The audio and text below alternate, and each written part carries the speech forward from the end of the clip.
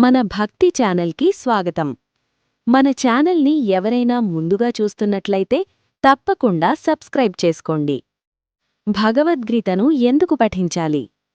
బ్రహ్మరాత ఎలా రాసిపెట్టి ఉంటే అలా జరుగుతుందని అంటారు. నిజమే, తలరాతను ఎవరూ మార్చుకోలేకపోవచ్చు. కాని గీతను చదివితే మాత్రం జీవనరేఖను దివ్యంగా దిద్దుకోవచ్చు. భగవద్గీత సంపూర్ణ మానవ జీవన సంగ్రహసారం. ఇందులోని అంశాలను చదివి ఆచరిస్తే లోకం స్వర్గధామమవుతుంది. అర్జునుడు యుద్ధంలోనూ మనిషి జీవితంలోనూ గెలుపు కోసం చదవాల్సింది, నేర్చుకోవాల్సింది గీతనుంచే. భగవద్గీత అనగా భగవంతుని చేత గానం చేయబడినదని అర్థం. అంతే, భగవంతుని చేత చెప్పబడింది. ప్రపంచ సాహిత్యంలోనే భగవద్గీతను మించిన గ్రంథం లేదు. భగవత్తత్వము, భగవంతుణ్ణి చేరే మార్గాలు, మనిషి పరమపదాన్ని పొందడానికి ఆచరించే మార్గాలు, తదితర విషయాలు ఇందులో ఇమిడి ఉన్నాయి. గీతలోని 18 అధ్యాయాలు మోక్ష సౌధానికి చేర్చే 18 సోపానాలని వేదాంత కోవిదులు చెబుతారు. ఉపనిషత్తులు, బ్రహ్మసూత్రాలు, భగవద్గీత ఈ మూడింటినీ కలిసి ప్రస్థానత్రయం అంటారు. ప్రస్థానం అనగా ప్రయాణం. మనిషి పరమపద ప్రయాణానికి కావలసిన సాధన సంపత్తుల గురించి, నేర్చుకోవాల్సిన జ్ఞానం గురించి వీటిలో పుష్కలంగా ఉంది. నేటి మానసిక నిపుణులో వ్యక్తిత్వ వికాసానికి భగవద్గీతను మించిన పాఠం లేదని అంటున్నారు. లోకంలో ఉన్న సర్వ విషయాలు గీతలో ఉన్నాయి. ఇందులో లేనివి బయట మరెక్కడా లేవు. ఉపనిషత్తులు వేదాలలో ఒక భాగం. ఇవి 108 వరకు ఉన్నాయి.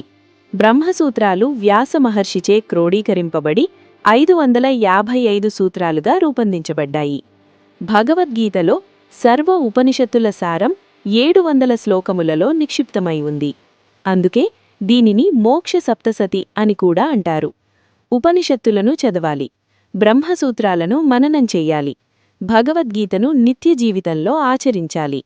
భగవద్గీత వేదాంత విషయాలు, వేదాంత రహస్యాలు, పరమపదాన్ని చేరే ఉపాయాలు ఉన్నాయి కాబట్టి సన్యాసం స్వీకరించిన మోక్షగాములకు, వయసు మళ్లిన వారికి ఉపయోగపడే గ్రంథమనే అభిప్రాయం చాలామందిలో పాతుకుపోయింది.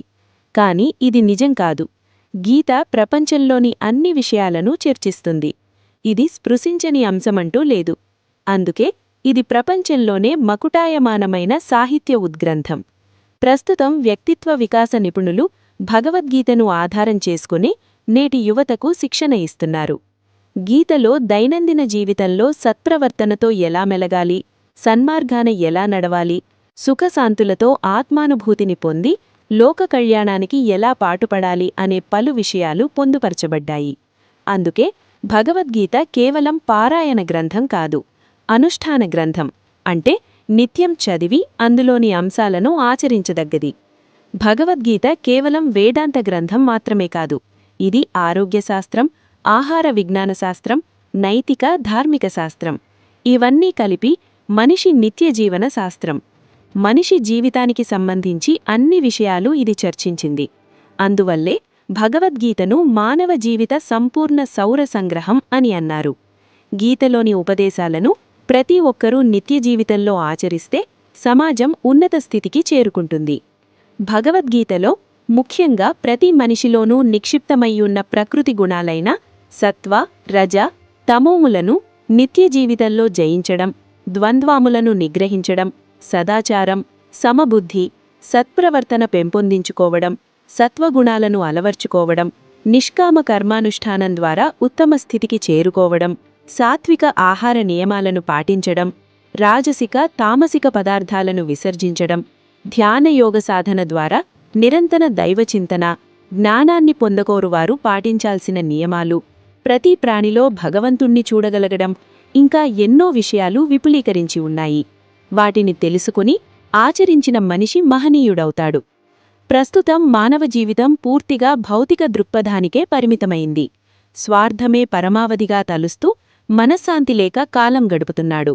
ఈ దృక్పథం మారాలంటే, మనస్సులో గూడు కట్టుకున్న స్వార్థం పోవాలంటే, నిత్య జీవితంలో మనశ్శాంతితో బతకాలంటే ఆధ్యాత్మిక చింతన కావాలి. అటువంటి మార్పు కోరుకునేవారు తమ దైనందిన వ్యవహారాల్లో గీతకు చోటు కల్పించాలి. అప్పుడు స్వీయ అభివృద్ధితో పాటు సమాజ అభివృద్ధి ఎలా సాధ్యమవుతుందో ప్రతి ఒక్కరూ అనుభవం మీద తెలుసుకోవచ్చు. ఇప్పుడే నా ఛానల్ని సబ్స్క్రైబ్ చేసుకోండి.